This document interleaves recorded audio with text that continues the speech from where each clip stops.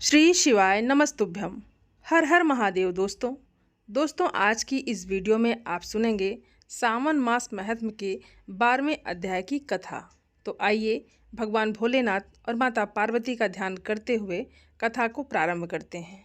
श्री सूत जी कहते हैं कि जो नित्य आनंदमय शांत निर्विकल्प निरामय अनादि अनंत शिव तत्व को जानते हैं वो परम पद को प्राप्त होते हैं। जो धीर पुरुष काम भोगों से विरक्त होकर भगवान शंकर में हेतु रहित पराभक्ति करते हैं उनका मोक्ष हो जाता है और वो संसार बंधन में नहीं पड़ते। और जो माया में संसार में चिरकाल तक सुखपूर्वक विहार करके देहावसान होने पर मोक्ष चाहते हैं उनके लिए ये धर्म बताया गया है कि संसार में भगवान शिव की पूजा सदा ही स्वर्ग और मोक्ष का हेतु है। यदि प्रदोष आदि के गुणों से युक्त सोमवार के दिन ये पूजा की जाए तो उसका विशेष महत्व है। और जो केवल सोमवार को भी भगवान शंकर की पूजा करते हैं उनके लिए इहलोक और परलोक में कोई भी वस्तु दुर्लभ नहीं है। सोमवार को उपवास करके पवित्र होकर इंद्रियों को वश में रखते हुए वैदिक अथवा लौकिक मंत्रों से विधि पूर्वक भगवान शिव की पूजा करनी चाहिए। ब्रह्मचारी, गृहस्थ, कन्या, सुहागिनी स्त्री अथवा विधवा कोई भी क्यों ना हो, भगवान शिव की पूजा करके मनोवांछित वर पाता है, इसमें कोई संशय नहीं है। और इस विषय में मैं एक कथा कहूँगा जिसको सुनकर मनुष्य मोक्ष पाते हैं और उनके मन में भगवान शिव की भक्ति होती है। आर्यावर्त में चित्रवर्मा नाम से एक प्रसिद्ध राजा थे। वो दुष्टों को दंड देने के लिए यमराज के समान समझे जाते थे। वो धर्म मर्यादाओं के रक्षक, कुमार्गामी पुरुषों को दंड देकर राह पर लाने वाले, समस्त यज्ञों का अनुष्ठान करने वाले और शरणार्थियों की रक्षा करने में समर्थ थे। भगवान शिव और विष्णु में उनकी बड़ी भक्ति थी। राजा चित्रवर्मा ने अनेक परम पराक्रमी पुत्रों को पाकर अंत में एक सुंदर मुख वाली कन्या प्राप्त की। एक दिन राजा ने जातक के लक्षण जानने वाले श्रेष्ठ ब्राह्मणों को बुलाकर कन्या के जन्म की कुंडली के अनुसार भावी फल पूछे। तब उन ब्राह्मणों में से एक बहुज्ञ विद्वान ने कहा कि हे महाराज, ये आपकी कन्या श्री मंतरी नाम से प्रसिद्ध होगी। ये भगवती उमा की भांति, मांगल्यमयी दमयंती की भांति, परम सुंदरी सरस्वती के समान सब कलाओं को जानने वाली तथा लक्ष्मी की भांति अत्यंत सद्गुणों से सुशोभित होगी।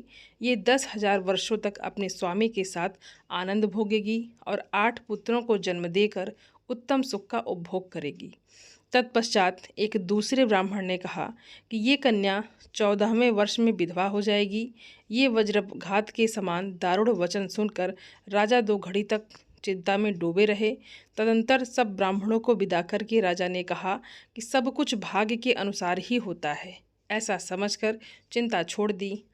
अब सीमंतिनी धीरे धीरे सयानी हुई और अपनी सखी के मुख से भावी वैधव्य की बात सुनकर उसे बड़ा खेद हुआ।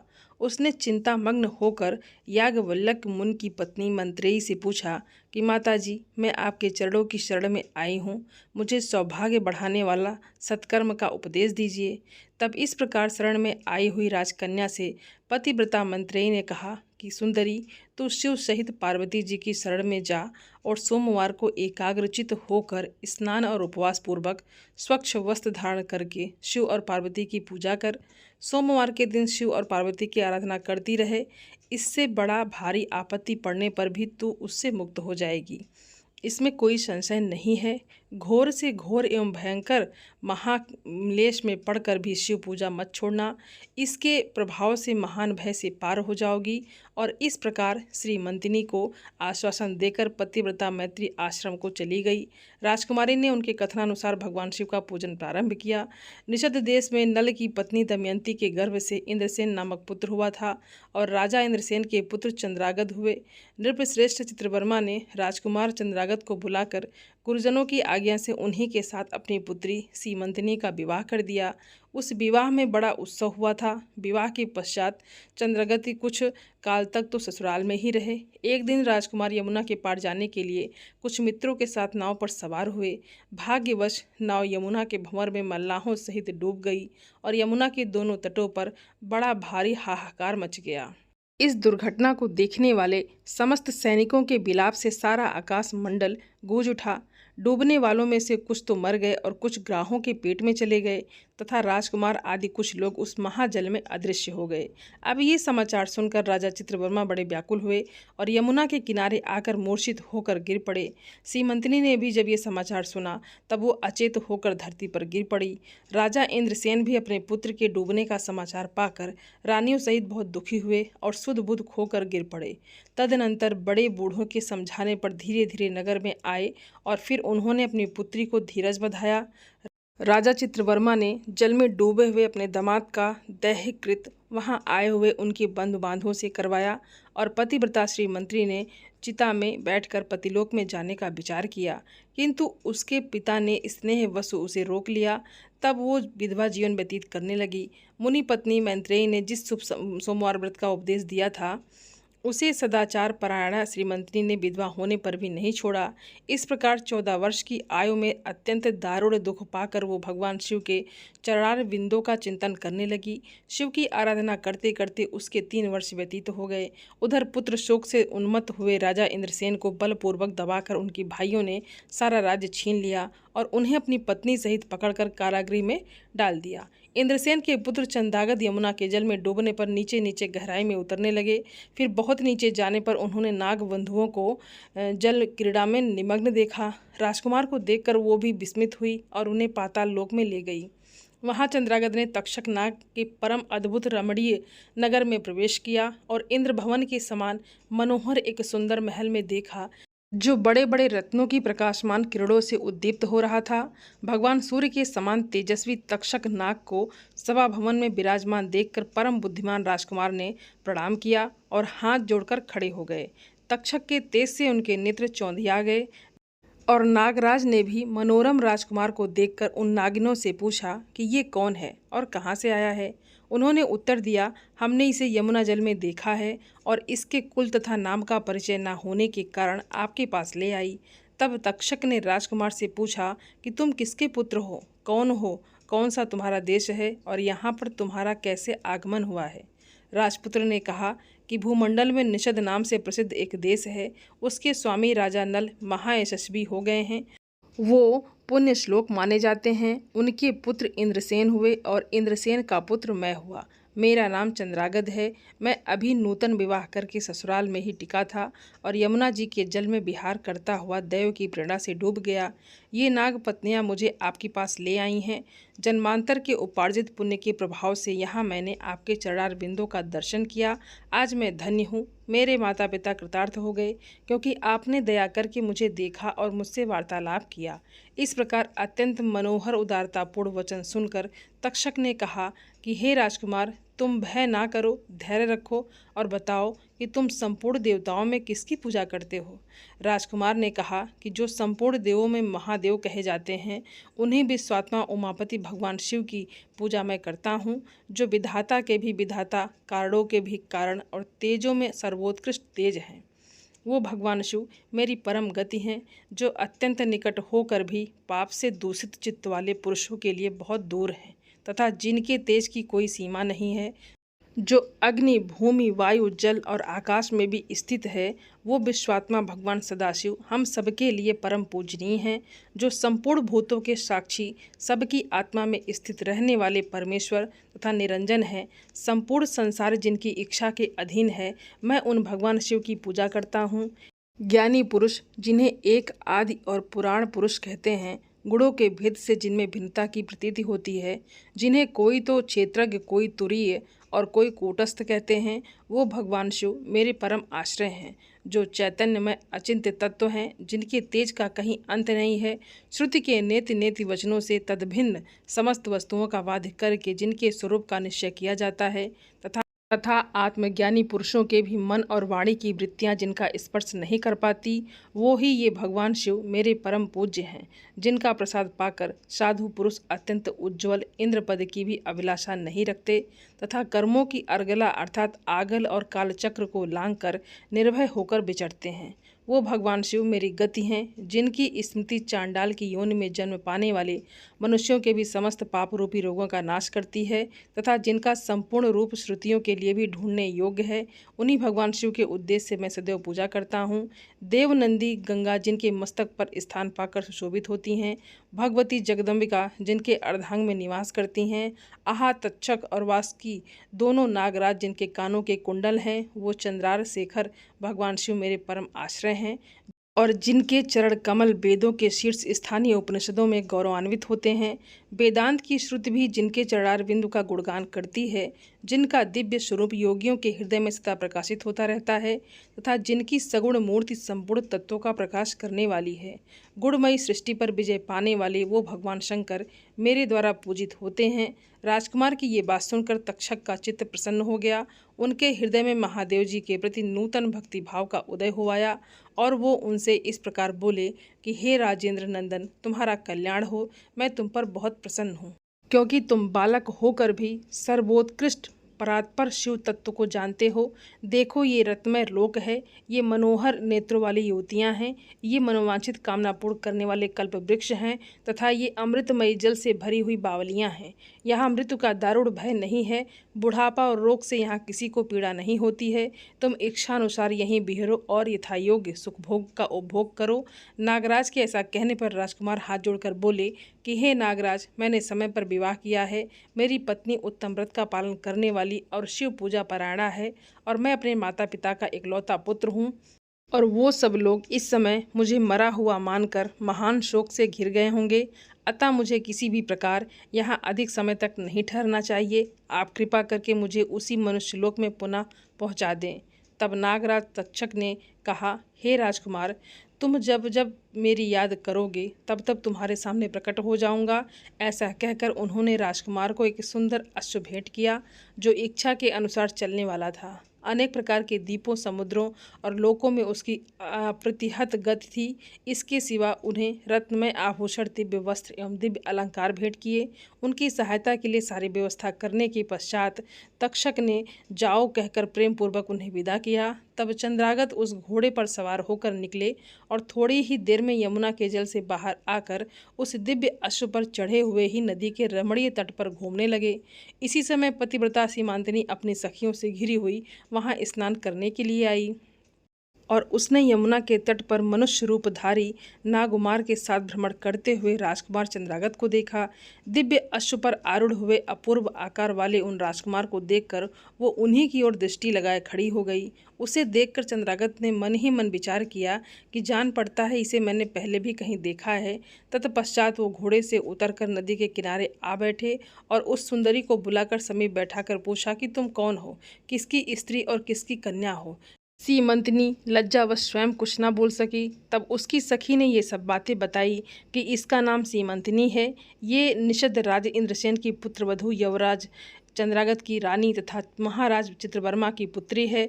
दुर्भाग्यवश इसके पति उस महाजल में डूब गए। इससे वैधव्य का दुख प्राप्त करके ये बाला शोक से सूखती जा रही है। अत्यंत प्रबल शोक में ही इसने 3 वर्ष व्यतीत किए हैं। आज सोमवार है, इसलिए यहाँ यमुना जी में स्नान करने के लिए आई है। इसके ससुर का राज भी शत्रुओं ने छीन लिया है और बलपूर्वक उस पर अधिकार जमा लिया है और वो महाराज अपनी पत्नी के साथ उनकी कैद में पड़े हैं। लेकिन ये सब होने पर भी ये निर्मल अंतःकरण वाली सदाचार परायणा राजकुमारी प्रति सोमवार को अत्यंत भक्ति भाव के साथ पार्वती जी सहित महादेव जी की पूजा करती है। तब उत्तम व्रत का पालन करने वाले सीमंतनी ने अपनी सखी के मुख से सब बातें कहलवाकर स्वयं भी राजकुमार से पूछा कि आप कौन हैं, आपके पार्श्ववर्ती ये दोनों पुरुष कौन हैं और आपने मेरे वृतांत को एक स्नेही की भांति क्यों पूछा। हे महाभाव, मुझे ऐसा जान पड़ता है कि मैंने आपको पहले भी कहीं देखा है। आप मुझे स्वजन की भांति प्रतीत होते हैं। इतना कहकर राजकुमारी सीमंतनी नेत्रों से आंसू की धारा बहती हुई देर तक फूट फूट कर रोती रही और मूर्छित होकर पृथ्वी पर गिर पड़ी। अपनी प्रियतमा के शोक का कारण सुनकर चंद्रागत भी शोक से व्याकुल होकर 2 घड़ी तक चुपचाप बैठे रहे। तदनंतर सीमंतनी उठकर राजकुमार की ओर बारंबार निहारने लगी। उसने पहले देखे हुए अंग चिन्हों, स्वर आदि लक्षणों, अवस्था के प्रमाण तथा रंग रूप आदि की परीक्षा करके ये निश्चय किया कि अवश्य यही मेरी पति हैं, क्योंकि मेरा हृदय प्रेम से अधीर होकर इन्हीं में अनुरक्त हुआ है। परंतु क्या मुझ अभागिनी को अपने मरे हुए पति का दर्शन हो सकता है? ये स्वप्न है या भ्रम? अथवा मुनि पत्नी मंत्रेयी ने जो मुझे कहा था कि तुम भारी से भारी विपत्ति पड़ने पर भी इस व्रत का पालन करती रहना, उसी का फल तो नहीं है? एक श्रेष्ठ ब्राह्मण ने मेरा 10,000 वर्षों का सौभाग्य बतलाया था। उन ब्राह्मण देवता का ये वचन अवश्य सत्य होगा, ये ईश्वर के बिना कौन जान सकता है। इधर प्रतिदिन मुझे मंगल सूचक शुभ शकुन दिखाई देते थे। पार्वती देवी के प्राणनाथ भगवान शिव के प्रसन्न होने पर देहधारियों के लिए कौन सी वस्तु दुर्लभ हो सकती है। इस प्रकार भांति भांति से विचार करके उसका संदेह दूर हो गया। तब लज्जा से उसने अपना मुख नीचे की ओर कर लिया। उस समय राजकुमार ने कहा कि हे भद्रे, मैं तुम्हारे पति के शोक संतप्त माता पिता से ये समाचार बतलाने के लिए जा रहा हूँ। तुम्हारा कल्याण हो, तुम्हारे पति तुमसे शीघ्र ही मिलेंगे। यूं कहकर राजकुमार घोड़े पर सवार हुए और अपने दोनों सहायकों के साथ शीघ्र ही अपने राज्य में जा पहुँचे। वहां नगर उद्यान के समीप स्थित होकर उन्होंने नागराज के पुत्र को राज सिंहासन पर अधिकार जमाए बैठे हुए बंधुओं के समीप भेजा। नागकुमार ने शीघ्र ही जानकर उन सबसे कहा कि तुम सब लोग महाराज इंद्रसेन को अविलंब कारागृह से मुक्त करो और सिंहासन छोड़कर हट जाओ, क्योंकि महाराज के पुत्र चंद्रागत पाताल लोक से लौटकर यहाँ आए हैं। तुम आनाकानी ना करो, नहीं तो चंद्रागत के बाण तुम्हारे प्राण हर लेंगे। वो यमुना जी के जल में डूबकर नागराज तक्षक के घर जा पहुँचे थे और वहाँ से उनकी सहायता पाकर पुनः इस लोक में लौटे हैं। तब नाग कुमार की कही हुई ये सारी बातें सुनकर शत्रुओं ने भी बहुत अच्छा कहकर उनकी आज्ञा स्वीकार की और महाराज इंद्रसेन को उनके खोए हुए पुत्र के पुनः लौटने का समाचार बताकर उनका सिंहासन उन्हें लौटा दिया। और महाराज को प्रसन्न करके भी वो लोग भयभीत ही बने रहे। मेरा पुत्र आ रहा है, ये बात सुनकर राजा प्रेम के आंसू बहाते हुए आनंद में डूब गए। यही दशा महारानी की भी थी। तदंतर सब नागरिक, वृद्ध, मंत्री और पुरोहित आगे आकर चंद्रागत से मिले और उन्हें हृदय से लगाकर महाराज जी के समीप लेकर आए और अपने भवन में प्रवेश करके अश्रु वर्षा करते हुए राजकुमार ने माता पिता के चरणों में प्रणाम किया। फिर चरणों में पड़े हुए पुत्र को उठाकर राजा ने अश्रुक्त हृदय से लगा लिया। फिर क्रमशः सब माताओं को प्रणाम करके उनका आशीर्वाद लेकर राजकुमार पुरवासियों से मिले और उन्होंने सबको यथायोग्य सम्मान दिया। पुनः सबके साथ राज्यसभा में बैठकर अपना सब वृतांत पिता से निवेदन किया और नागराज तक्षक से मित्रता होने की भी बात बतलाई। राजकुमार का चरित्र देख और सुनकर राजा इंद्रसेन हर्ष से विवल हो गए और उन्होंने अपने मन में यही माना कि मेरी पुत्रवधू ने भगवान महेश्वर की आराधना करके इस अनुपम सौभाग्य का अर्जन किया है। निषद राज ने ये मंगलमय वार्ता दूतों के द्वारा महाराज चित्रवर्मा को भी कहला दी और ये अमृतमय वार्ता सुनकर महाराज चित्रवर्मा आनंद से विवल हो गए और बड़े बेग से उठकर उन्होंने संदेशवाहकों को उपहार में बहुत धन दिया। फिर अपनी पुत्री को बुलाकर उन्होंने उससे वैधव्य के चिन्हों का परित्याग करवाया और उसे नाना प्रकार के आभूषणों से विभूषित किया। तत्पश्चात समूची राष्ट्र के गांव और नगर आदि में बड़ा भारी उत्सव हुआ और सब लोगों ने राजकुमारी सीमंतनी के सदाचार की बड़ी प्रशंसा की। चित्रवर्मा ने इंद्रसेन के पुत्र चंद्रागत को बुलाकर सीमंतनी को उनके साथ विदा कर दिया। चंद्रागत ने तक्षक के घर से लाए हुए रत्न आदि आभूषणों के द्वारा, जो मानव मात्र के लिए अत्यंत दुर्लभ है, अपनी पत्नी को अलंकृत किया।